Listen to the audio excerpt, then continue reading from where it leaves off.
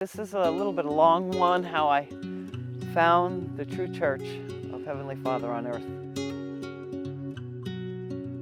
And I went to Heavenly Father in prayer and I said, okay, I know the true church is on the earth and you're not showing me it.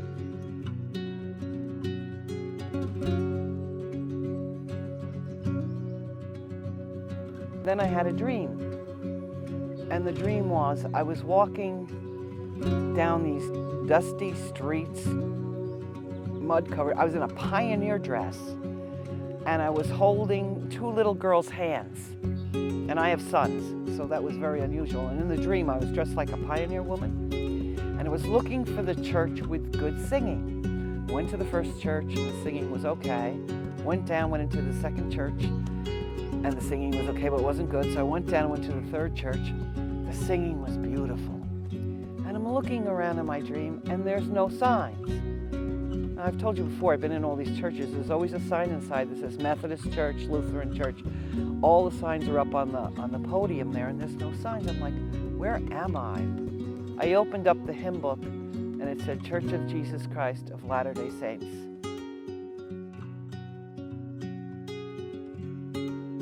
As soon as I walked into the church, I felt the Spirit of the Lord there, overpowering, absolutely unbelievable. And this is in Hudson, Florida. And I walked in the church and I could feel the Spirit there. And then I met the elders, Elder White and Elder Red from the church.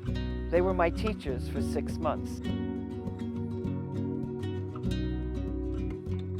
My friend Cindy Ernest, wonderful woman, I said to her, well, I'm still gonna have my coffee and a glass of wine once in a while. And she went. I was like, okay, well, you know, I love iced tea. Iced tea is great. I'll just have my iced tea, no problem. And she went.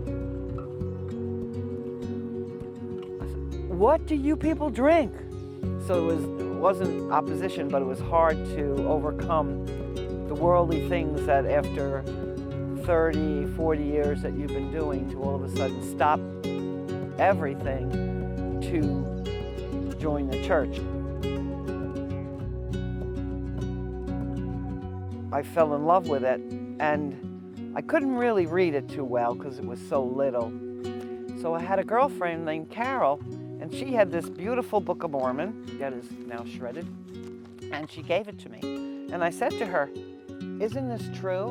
And she said, oh yes, the Book of Mormon's true, but I smoke, so I can't join. And I said, well, I smoke, but I'll stop smoking to join because I've been reading the Book of Mormon. So everywhere I went, I took my large Book of Mormon. And every time I had a desire to smoke, I would open up and read it. And this poor Book of Mormon has been shredded because I've been reading it so much. And I always apologize, but I will never get rid of it. It's just a large Book of Mormon print. And I took it everywhere with me. And anybody had questions, I would open it up and a passage would come to life and answer that question for me and for them.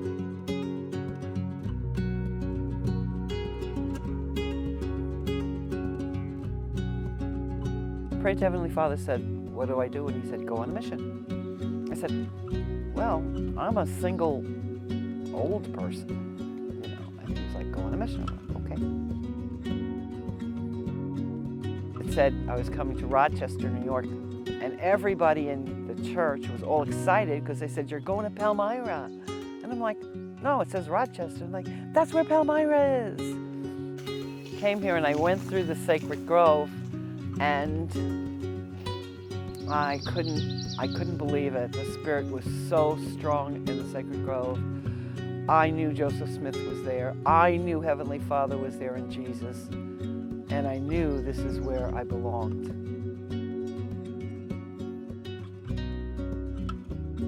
Beautiful book here that I got from the girl that would never stop smoking. I went to her house. I called the elders there in Tennessee and they came over and she said, oh no, you did. I said, yes, they're coming for dinner. And the elders came and visited her. She loved the elders of the church and the sisters. And the elders came and visited her and then I left and she called me up a month later. She says, I'm getting baptized. I'm stopping smoking. And then I went back down a couple of years later, and she went to the temple, and I went with her to the temple.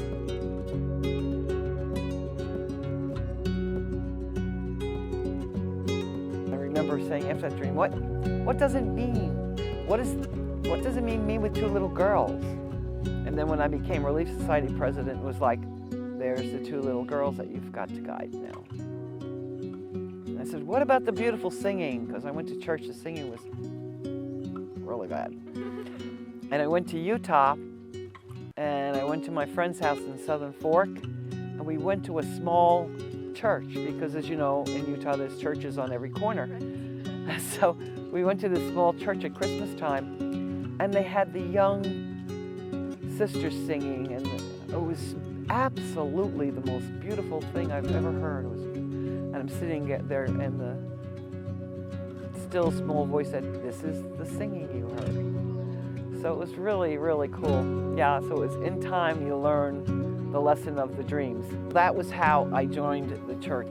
It was Heavenly Father that gave me that beautiful dream, and I followed it.